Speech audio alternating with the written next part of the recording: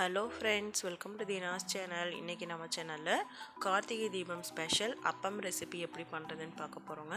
ரொம்பவே சிம்பிளான பொருட்கள் வச்சு நம்ம பண்ண போறோம். வாங்க எப்படி செய்யலாம்னு இந்த வீடியோக்குள்ள போய் பார்க்கலாம். இப்போ அது பண்றதுக்கு 1 கப் அளவுக்கு கோதுமை மாவு எடுத்துக்கலாங்க.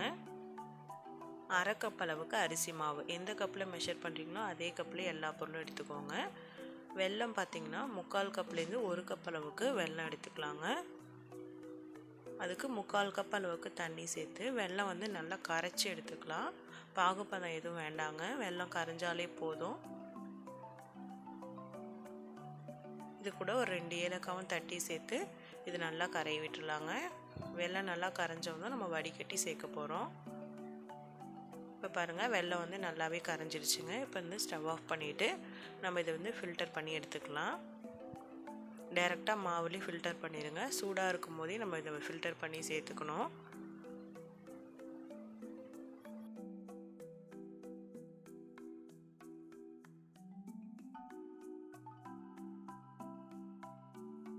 வெள்ளத்தில் ஏதாவது கல் மண் இருந்துச்சுன்னா ஃபில்டர் பண்ணும்போது வந்துடுங்க. இப்போ இதை ஃபஸ்ட்டு நல்லா கலந்து விட்டுக்கோங்க. அதுக்கப்புறமா சாதாரண தண்ணி சேர்த்து நம்ம வந்து பஜ்ஜி மாவு கன்சிஸ்டன்சிக்கு இதை வந்து கலந்து எடுத்துக்க போகிறோங்க. கொஞ்சம் கொஞ்சமாக தண்ணி சேர்த்து கட்டிகள்லாம் இல்லாமல் நல்லா கரைச்சி எடுத்துக்கோங்க. சாதாரண தண்ணியே சேர்த்துக்கலாங்க.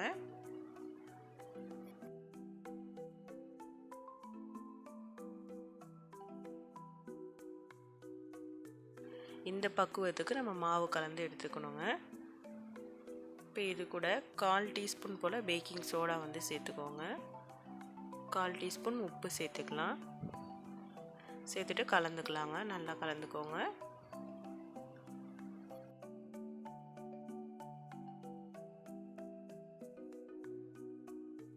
இப்போ மாவு வந்து ரெடி ஆகிடுச்சுங்க. இப்போ இதை நம்ம எண்ணெயில் சேர்த்து வேக வச்சு எடுத்துக்கலாம். எண்ணெய் வந்து மிதமான தீயில் சுட வச்சு எடுத்துக்கோங்க. மீடியம் ஃப்ளேம்லேயே வச்சு தாங்க இதை நம்ம வேக வச்சு எடுக்கணும். ஒரு 3/4 கரண்டி அளவுக்கு மாவு எடுத்து எண்ணெயில் வந்து இந்த மாதிரி ஊற்றிக்கோங்க.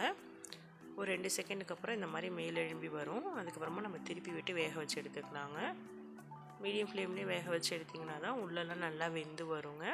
இந்த மாதிரி கலர் சேஞ்ச் ஆகி வந்ததும் நம்ம வெளியில் எடுத்துடலாம்.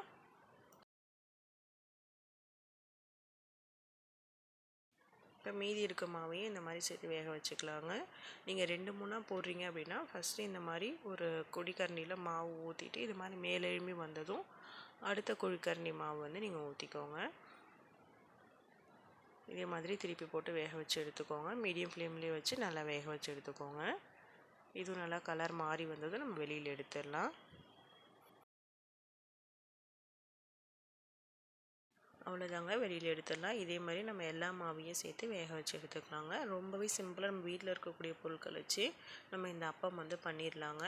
இந்த கார்த்திகை தீபத்துக்கு கண்டிப்பாக இந்த மெத்தடில் ட்ரை பண்ணி பாருங்கள். பார்க்கவே எவ்வளோ சூப்பராக இருக்குது பாருங்கள். டேஸ்ட்டும் ரொம்பவே நல்லா இருக்குங்க. உள்ளே நல்லா சாஃப்டாக இருக்கும். நம்ம கொஞ்சமாக அரிசி மாவு சேர்த்துருக்கிறதுனால அந்த சைட்லலாம் கொஞ்சம் கிறிஸ்பியாகவே இருக்குங்க. அது உங்களுக்கு பிச்சு காமிக்கிறேன் பாருங்கள் எவ்வளோ சூப்பராக வந்திருக்குன்னு. அவ்வளோதாங்க. இந்த ரெசிபி உங்களுக்கு பிடிச்சிருந்தா லைக் பண்ணி ஷேர் பண்ணுங்கள். மறக்காமல் நம்ம சேனலை ஃபஸ்ட் டைமாக பார்க்குறீங்கன்னா சப்ஸ்கிரைப் பண்ணிக்கோங்க. இதே மாதிரி வேறு ஒரு இன்ட்ரெஸ்டிங்கான வீடியோஸோடு உங்களை வந்து மீட் பண்ணுறேன். Thank you friends.